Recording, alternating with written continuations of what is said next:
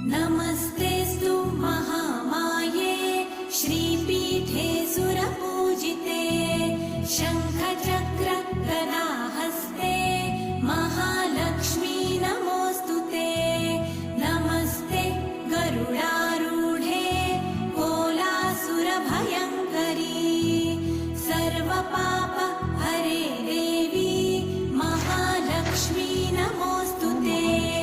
महादेव्यै च विद्महे विष्णुपत्न्यै च धीमहि तन्नो लक्ष्मी प्रचोदयात्।